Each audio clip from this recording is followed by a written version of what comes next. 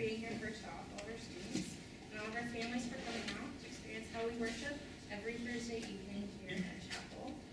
My name is Erin Miller. I am one of the chapel stewards of worship here. I'm also a chapel steward of justice. So this is my shameless plug. Well, I've got all your families here to bug you. I've got an event tomorrow night. Come listen to Exodus Refugee Talk, okay? So today I'm going to talk to you a little bit about fears, and I'm going to be open and vulnerable about some of my fears, and I hope that encourages you to do the same.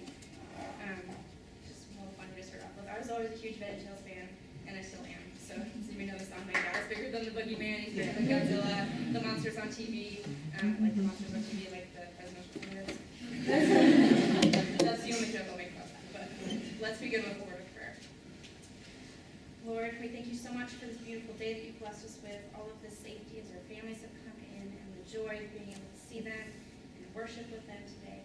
God, I ask that you open all of our hearts and speak through me, not my words, but your words, to let us get something from this message. We love you, Lord, and we thank you for everything you bless us with. Just, amen. All right, so obviously that came from the David and Goliath story, which most of us know, but I'll give a brief overview. We're going to go through it a little bit more. So David was a young shepherd who was the youngest son of Jesse. One day he's going to be this really awesome king over Israel, but for now he's still like teenage age, so he's not in the middle of action yet. So this is how the story goes. The Israelites, who were God's people, the good guys, they were led by King Saul, were fighting the Philistines, who were the bad guys. And Goliath was this crazy huge guy who was one of the Philistine warriors who came out and challenged the Israelites every day and got in their face and said, "Why aren't you fighting me?" They're like, "Come on." And I say, like, fighting when the Israelites and Philistines, because they weren't doing much fighting. They were just doing a lot of talking, and the Israelites were running away because they were scared. So Goliath is big, and when I say big, I mean scholars put him anywhere from 6 feet 6 inches and 9 feet 6 inches. At this time, the average man was about 5 feet 4 inches, and David's height was estimated to be about 5 feet 2 inches, which is my height. So, about the height of David. So can you imagine that against a possible 9-foot man? So Goliath is fear in this instance. So here he comes. He's this huge guy. He's wearing about 125 pounds of armor just on him, and you're adding another 15 to 20 pounds just for his spear. So we're going to go back and I'm going to read verse 8 through 11 again. Goliath stood and he shouted to the Israelite soldiers, "Why have you taken positions for battle? I'm a Philistine and you are Saul's servants. Choose a man and send him to fight me. If he can fight and kill me, we will be your servants. But if I can kill him, you will be our servants." Then he said, "Today I stand and I dare the army of Israel. Send one of your men to fight me." And when Saul and the Israelites heard the Philistines' words, they were very scared. So fear can stand big and get in your face and yell at you and shout, and it's big and it's scary.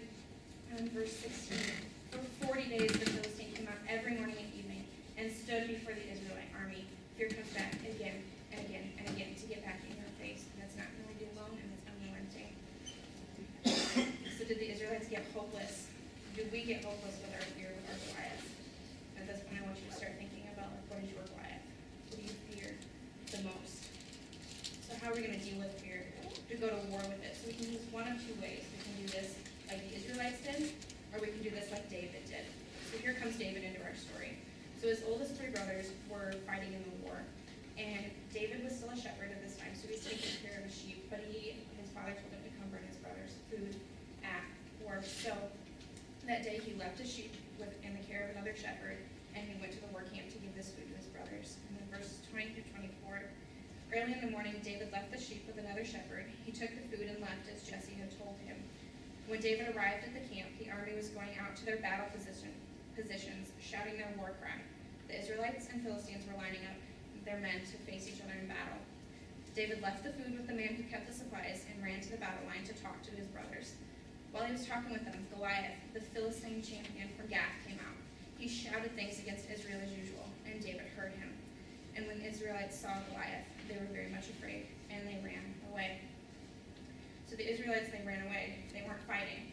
They just went on and they talked about it. The next few verses talk about, they were saying, what are they going to do for this man? Like, look at this guy. He's huge. He's scary. Like, the person that kills him is going to be this great rewarded guy. Like, he's going to be sought after and all stuff. But it was just talk what does David do? So verse 26, David asked the men who stood near him, what will be done to reward the man who kills this Philistine and takes away the shame from Israel? Who does this uncircumcised Philistine think he is? Does he think he can speak against the armies of the living God?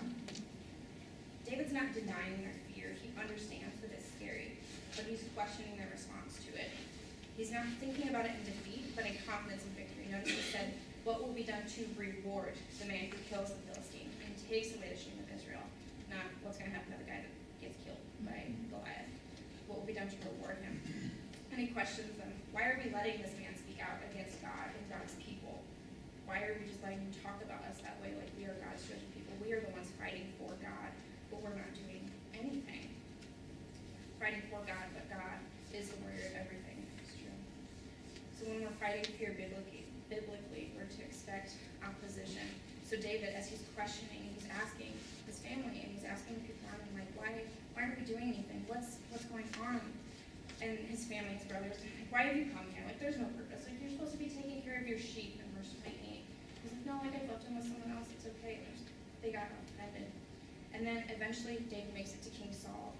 And King Saul tells him, he's like, you can't do this. You're only a boy, in verse 33. But David had faith. In his argument with King Saul, he tells him how he killed both a lion and a bear just to save his sheep. Alone, what would he do to save the people of Israel? In verse 36, he says, I, your servant, have killed both a lion and a bear. This uncircumcised Philistine will be like them, because he has spoken against the armies of the living God. He fights for God against the fear, and he trusts God to save him. In 37, he says, the Lord who saved me from the lion and the bear will save me from this Philistine. So he did go fight Goliath, as we know. He didn't take armor or real weapons. King Saul offered him all of his own armor, and David said no. He tried it on and it didn't fit. So he went with just a sling and some stones against the man who was towering over him against his fear. And so Goliath trash talks him, and he thinks David's a joke, but David answers by saying, I come to you in the name of the Lord all-powerful, the God of the armies of Israel. You have spoken against him. And we finish in verse 47, everyone gathered here will know the Lord does not need swords or spears to save people. The battle belongs to him, and he will hand you over to us. So David fought his battle with just a little stone as representing our faith in God. So, surprise, David. David wins, he kills Goliath, but that's not what I'm going to focus on in the ending. We know how the ending goes, and I encourage you to go read it afterwards, get in your head a little bit. So I'm going to talk about the fear involved and how it applies in our lives. So what are you afraid of? Afraid of the government, of man-made or natural disasters, of crime or personal failure? There's some fears that we can call a little silly. I'm going to try my best to pronounce these. Genophobia, the fear of knees. Electorophobia, fear of chickens. Globophobia, the fear of balloons. Alluophobia, the fear of flutes. Hippopotamonstrosophilia, the fear of long words. And phobophobia, the fear of fears. So for college students in the room, some of our fears, are you afraid of not living up to standards put in front of you? Are you afraid of not knowing what the future holds? Afraid if you've made the wrong career choice? Are you afraid of spending life alone, never finding the right person? Are you afraid of bad grades? Got parents and families in the room. Are you afraid to see your child go down a wrong path? Afraid that they won't call or text you anymore? Afraid that maybe they're too far from home? Everyone, are we afraid of failure or rejection? Being found out? Sickness? Being wrong? Having someone abusive re-enter your life? Being alone? Losing someone you love? This list can go on forever and ever. And I'll let you fill in the blanks here. But my name is Erin, and I'm afraid of frogs, snakes, and toads. Being alone, having toxic and abusive people come back into my life, losing my parents and my best friends, and being a failure or disappointment to anyone. But it doesn't have to end there. So I'm letting God fight my battles with me, with fear for me, because I'm fighting with my stone, with biblical truth. I want to deal with my fear with faith. I'm going to lean on God and I'm going to trust him. Because I'm going to learn to find him in all the ways that he offers strength and comfort. So reading things like John 14:27, peace I leave with you, my peace I give you. I do not give to you as the world gives. Do not let your hearts be troubled, and do not be afraid.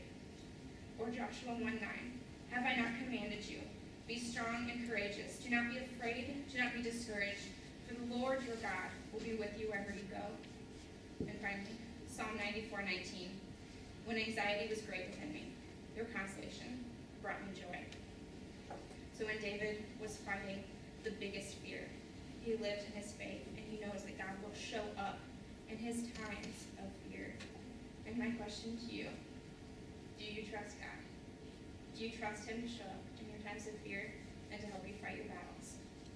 Are you going to fight your unavoidable times of fear like the Israelites and just run away and let fear come back day after day after day to terrorize you and make you more afraid?